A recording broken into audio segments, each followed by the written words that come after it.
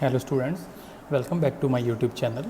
आज हम अध्याय 9 में आगे बढ़ते हुए खंडशः समाकलन या इंटीग्रेशन बाय पार्ट्स के बारे में स्टडी करने वाले हैं। तो बिना देर के चलिए शुरू करते हैं। इस विधि का उपयोग उस वक्त किया जाता है जब हमारे पास समाकलन में दो फलनों का गुणा तो हो, लेकिन कोई भी पद दूसरे पद का अवकलन नहीं हो। यानी इसमें हम लोग प्रतिस्थापन के द्वारा समाकलन को हल नहीं कर पाएँ, तो उसके लिए हम खंडशः समाकलन विधि का उपयोग करते हैं, जिसका सूत्र कुछ इस प्रकार है कि यदि हमारे पास इंटीग्रेशन में दो फलन गुणा के रूप में हैं जो कि u और v हैं, लेकिन उनका प्रतिस्थापन संभव नहीं है, तो हम यहाँ पर एक फलन को फर्स्ट फंक्शन और दूसरे को सेकंड फंक्शन मानते हैं और इनका इंटीग्रेशन होता है फर्स्ट को छोड़कर सेकंड का इंटीग्रेशन माइनस इंटीग्रेशन जिसके अंदर फर्स्ट का अवकलन फिर दूसरे का समाकलन और इस उत्तर का फिर से समाकलन x के सापेक्ष किया जाता है। इस विधि की सफलता या असफलता इस बात पर निर्भर करती है कि हमने किसे फर्स्ट और किसे सेकंड फंक्शन लिया है, और सेकंड फंक्शन का चुनाव मोस्टली उसी का ही किया जाता है जिसका समाकलन हम पहले से जानते हों। इसके साथ साथ एक विधि के द्वारा हम पहले और दूसरे फलन का चुनाव भी कर सकते हैं, जिसे इलेट कहते हैं। इसमें हम लोग ILATE के ऑर्डर के हिसाब से ही फर्स्ट और सेकंड फंक्शन को मानकर चलते हैं। इसका मतलब ये हुआ कि यदि किसी फंक्शन में i और e आ जाएं, तो इसके सीक्वेंस के आधार पर i पहले आएगा और e आएगा बाद में। तो i वाले को फर्स्ट फंक्शन और e वाले को सेकंड फंक्शन माना जाता है।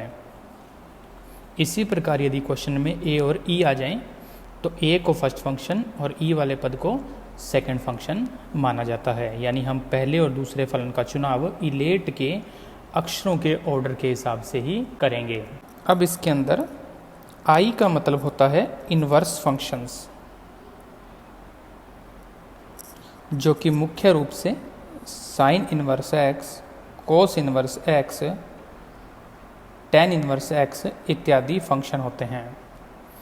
l का मतलब होता है लॉगरिथमिक फंक्शंस, जिसका मतलब होता है log x, log sin x इत्यादि। यानी जिन फलनों में log आएगा उनको हम l की कैटेगरी के अंदर रखने वाले हैं। a का मतलब होता है एल्जेब्रिक फंक्शन, यानी बीजीय फलन जिसके अंदर x की पावर n, x की पावर n प्लस 1 इत्यादि फंक्शंस आते हैं। t का मतलब होता है ट्रिग्नोमेट्रिक फंक्शंस या त्रिकोणमितीय फलन, जिसमें sin x, cos x इत्यादि फंक्शन आते हैं। और अंत में e का मतलब होता है एक्सपोनेंशियल फंक्शंस या चरघातांकी फलन, जिसमें a की पावर x, e की पावर x इत्यादि आते हैं। ज़्यादातर हम लोग इसी इलेट विधि के ऑर्डर के हिसाब से ही फर्स्ट और सेकंड फंक्शन का चुनाव करते हैं। इसके बाद हम खंडशः समाकलन विधि के बेस पर दो विशेष प्रकार के इंटीग्रेशन को सॉल्व करने वाले हैं, जिसमें से फर्स्ट है इंटीग्रेशन ऑफ e की पावर x इनटू में f(x) प्लस f'(x). यदि इस प्रकार का कोई इंटीग्रेशन हमें सॉल्व करने को मिल जाए, तो हमें खंडशः समाकलन विधि का उपयोग करते हुए इसको सरल से सरल रूप से किस प्रकार से हल करना चाहिए। तो पहले तो इसको हमेशा आप दो पार्ट में बांट लें, जिसमें e की पावर x का अंदर हम लोग गुणा करते हैं। अब इनमें से किसी एक ही इंटीग्रेशन को हमने सॉल्व करना है, दोनों को एक साथ सॉल्व नहीं करेंगे। हम जनरली इसमें इस बात का विशेष ध्यान रखें कि f(x) का अवकलन हमारे पास है f'(x), तो इस f'(x) वाले पार्ट को आप सॉल्व ना करें। इस फर्स्ट पार्ट में f(x) को फर्स्ट फंक्शन ले लें और e की पावर x को सेकंड फंक्शन। तो इस आधार पर इसका इंटीग्रेशन बन जाएगा फर्स्ट को छोड़कर e की पावर x का इंटीग्रेशन माइनस एक इंटीग्रेशन के अंदर पहले पद यानी f(x) का एक बार अवकलन और उसके साथ साथ e⁻x का फिर से इंटीग्रेशन और इसका जो भी उत्तर प्राप्त होगा उसका फिर से इंटीग्रेशन होगा। इस पार्ट को सॉल्व नहीं करना है, इसको मैं जो चीज़ें नोट कर रहा हूँ। नेक्स्ट स्टेप में हम लोग इसका यदि इंटीग्रेशन करें तो f(x) इंटू e⁻x, क्योंकि e⁻x का इंटीग्रेशन होता है e⁻x माइनस इंटीग्रेशन f(x) का अवकलन बन जाएगा f'(x), e⁻x का इंटीग्रेशन बन जाएगा e⁻x और साथ में है dx, और अंत वाले पद को हम एज इट इज नोट कर दें तो e⁻x इंटू f'(x) और dx। यदि मैं इन दो स्टेप को ध्यान दूं तो ये आपस में हो सकते हैं कैंसिल, क्योंकि ये पूरे के पूरे मान एक जैसे हैं। इस आधार पर इंटीग्रेशन का आंसर बचेगा सिर्फ e⁻x इंटू में f(x) और इंटीग्रेशन खत्म होने के बाद लगाते हैं plus constant of integration c। तो इस प्रकार के इंटीग्रेशन में इसके दो पार्ट हो जाते हैं, जिसमें से f'(x) वाले पार्ट को हल ना करते हुए हम f(x) वाले पार्ट को हल करते हैं, जिसमें f(x) को फर्स्ट फंक्शन और e⁻x को सेकंड फंक्शन मानकर आगे इंटीग्रेशन को सॉल्व किया जाता है। आप चाहें तो इस पार्ट को भी सॉल्व किया जा सकता है, उस कंडीशन में इस पार्ट को छोड़ दिया जाएगा। बस इस बार इसको फर्स्ट फंक्शन मानेंगे और इसको सेकंड फंक्शन मानेंगे। दूसरा विशेष जो हमारे पास इंटीग्रेशन है उसमें हमारे पास है फर्स्ट पार्ट में x इंटू में f'(x) और दूसरा पार्ट है f(x), जिसके हम दो पार्ट बना देते हैं। अब इसमें जैसे हमने पीछे वाला इंटीग्रेशन किया था बिल्कुल उसी के जैसे f'(x) वाले पार्ट को ना हल करते हुए सिर्फ इसी पार्ट को हल करते हैं, और इसमें f(x) के साथ गुणा में 1 है तो हम लोग f(x) को फर्स्ट फंक्शन और 1 को मान लेंगे सेकंड फंक्शन। फर्स्ट पार्ट को हम सॉल्व नहीं करेंगे जिसके अंदर f'(x) होगा। अब इस इंटीग्रेशन को हल करने के लिए फर्स्ट को छोड़कर सेकंड का इंटीग्रेशन करेंगे माइनस एक इंटीग्रेशन जिसके अंदर फर्स्ट का हो जाएगा अवकलन और सेकंड का हो जाएगा इंटीग्रेशन, और इसका जो आंसर बनेगा उसका फिर से इंटीग्रेशन होगा, जिसको यदि आगे हल करें तो फर्स्ट पार्ट को एज इट इज छोड़ देते हैं। एक का इंटीग्रेशन x के सापेक्ष बन जाएगा x, तो ये बन जाएगा x इंटू में f(x) माइनस इंटीग्रेशन इस फर्स्ट पार्ट का अवकलन बन जाएगा f'(x) और एक का इंटीग्रेशन बन जाएगा x और dx, जिसमें ये वाले पार्ट इसके एकदम सेम बन रहे हैं। तो इनको कैंसिल करने के बाद हमारे पास उत्तर बचेगा x इंटू में f(x), सब इंटीग्रेशन खत्म हो चुके हैं तो plus constant of integration c। तो इस प्रकार हम खंडशः समाकलन की विधि से इन दो विशेष समाकलनों के हल भी ज्ञात कर सकते हैं। नेक्स्ट हम एक्सरसाइज 9.6 को शुरू करते हैं, जिसके फर्स्ट क्वेश्चन में हमें x इंटू cos x का इंटीग्रेशन करना है, और हम इसमें फर्स्ट और सेकंड फलन का चुनाव इलेट के हिसाब से आगे करेंगे। इसमें x का मतलब है एल्जेब्रिक फंक्शन यानी a, और cos x का मतलब है त्रिकोणमितीय फलन यानी कि t। तो इसके बेस पर a पहले आ रहा है और t आ रहा है बाद में, तो इसके अंदर x को फर्स्ट फंक्शन और cos x को मान लेंगे सेकंड फंक्शन। और यदि हम सूत्र का इस्तेमाल करें तो खंडशः समाकलन से फर्स्ट को छोड़ते हुए सेकंड का इंटीग्रेशन माइनस इंटीग्रेशन में फर्स्ट का अवकलन और दूसरे का समाकलन, और इसका फिर से एक बार x के सापेक्ष समाकलन किया जाएगा, जिसको आगे हल करें तो cos x का इंटीग्रेशन बन जाएगा sin x माइनस इंटीग्रेशन इसका अवकलन 1 और यहाँ पर आ जाएगा sin x, और ये वाला dx लास्ट में यहाँ पर बचा हुआ। अब x into sine x minus इस पद का इंटीग्रेशन बन जाएगा माइनस cos x, तो माइनस माइनस बन जाएगा प्लस cos, सब इंटीग्रेशन हो चुके हैं ख़त्म, तो लास्ट में हम लगा देंगे plus constant of integration c, जो कि आपके क्वेश्चन का फाइनल आंसर होगा। नेक्स्ट क्वेश्चन में इलेट के हिसाब से यदि हम ध्यान दें तो x का मतलब एल्जेब्रिक फंक्शन और ये बन जाएगा त्रिकोणमितीय फलन यानी कि t। इस बेस पर x को फर्स्ट फंक्शन और sec स्क्वायर x को ले लेते हैं सेकंड फंक्शन।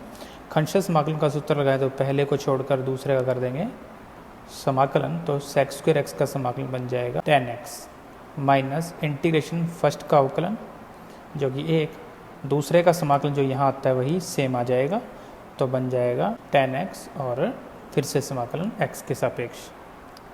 नेक्स्ट इसके आंसर के लिए x इंटू में आ जाएगा tan x और इसका इंटीग्रेशन करते हैं तो हम जानते हैं कि इसका इंटीग्रेशन बन जाएगा log sec x और सब इंटीग्रेशन ख़त्म तो plus constant of integration c, और यही आपके क्वेश्चन का फाइनल आंसर होगा।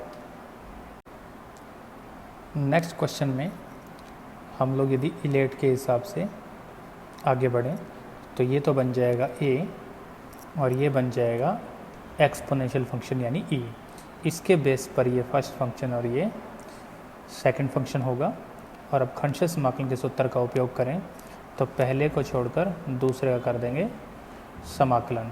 तो e की पावर माइनस एक्स का समाकलन आएगा e की पावर माइनस एक्स बटे में माइनस एक, क्योंकि x का गुणा है माइनस एक, माइनस एक इंटीग्रेशन जिसके अंदर आ जाएगा फर्स्ट का अवकलन और फर्स्ट का अवकलन बन जाएगा 3x² और दूसरे का समाकलन e की पावर माइनस एक्स बटे माइनस एक और इसके साथ फिर से आ जाएगा dx। नेक्स्ट स्टेप में बन जाएगा माइनस x की पावर 3 और e की पावर माइनस एक्स, इस माइनस का गुणा बाहर कर दें और ये 3 कांस्टेंट है इसको बाहर कर दो बन जाएगा प्लस 3 इंटीग्रेशन में x² इंटू ई की पावर माइनस एक्स और dx।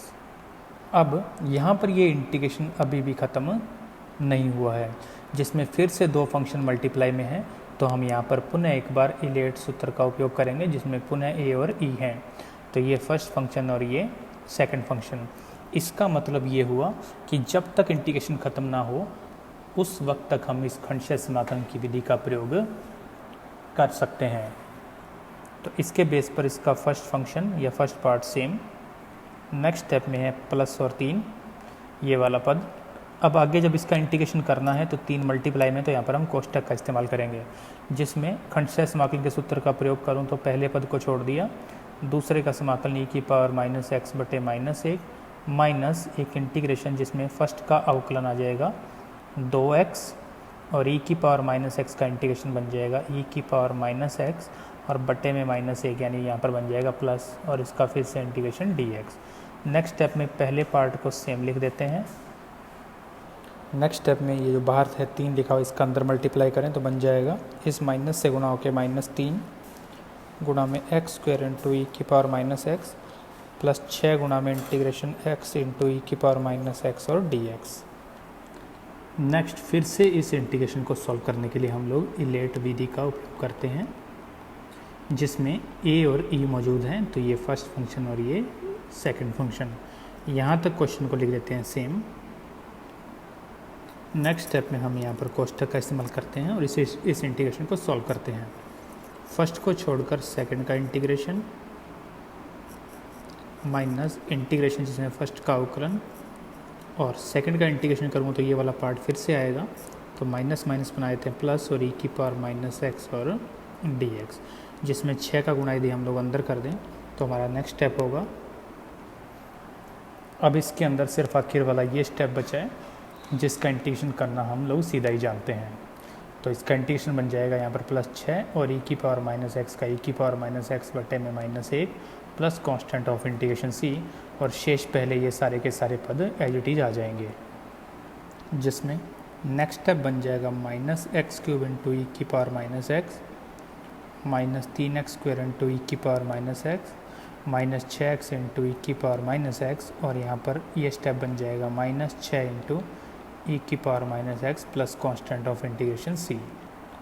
अब इन सारे स्टेप में से e की power minus x with minus हम ले लेते हैं कॉमन, तो हमारे पास बचेगा x³ plus 3x² plus 6x plus 6 plus constant of integration c, और यही आपके क्वेश्चन का फाइनल आंसर होगा। नेक्स्ट क्वेश्चन में इलेट के अनुसार हमारे पास है x³ यानी कि एल्जेब्रिक फंक्शन और sin x यानी बन रहा है t। तो इस बेस पर ये फर्स्ट फंक्शन होगा और ये सेकंड फंक्शन। अब खंडशः समाकलन के सूत्र का उपयोग करें तो पहले फलन को छोड़ देते हैं और दूसरा कर देते हैं समाकलन। तो sin x का समाकलन बन जाएगा माइनस cos x माइनस एक इंटीग्रेशन जिसके अंदर आएगा पहले का अवकलन जो कि आएगा 3x² और यहाँ पर आ जाएगा माइनस cos x, जिसमें से माइनस बार शिफ्ट करें तो minus minus plus cos x और dx। इसका फिर से यदि हम लोग समाकलन करें तो ये फर्स्ट फंक्शन और ये सेकंड फंक्शन यानी खंड समाकलन की विधि का उपयोग करेंगे।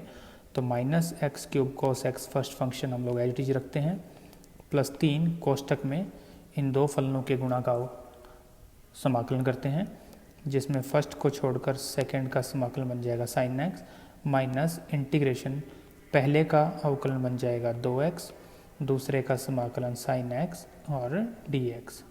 नेक्स्ट स्टेप में जो 3 है इसका गुणा अंदर करते हैं। नेक्स्ट इस पार्ट के इंटीग्रेशन के लिए फिर से हम यूज़ करते हैं इलेट को, जिसमें फिर से हमारे पास x है जो कि एल्जेब्रिक यानी a है, और ये sin x ये बन जाएगा t। तो इसमें ये फर्स्ट फंक्शन और ये सेकंड फंक्शन, फिर से इतने पार्ट पर हम लोग इंटीग्रेशन बाय पार्ट्स या खंड समाकलन विधि का उपयोग करते हैं, जिससे अगले पद में फर्स्ट को छोड़कर सेकंड का integration -cos x, minus integration के अंदर फर्स्ट का अवकलन यानी 1 और दूसरे में आ जाएगा -cos x, तो माइनस को बार शिफ्ट करते हुए लिख देंगे सिर्फ cos x और dx। अब इसमें -6 का अंदर गुणा कर दें तो हमारे ये वाले पद सेम रहेंगे।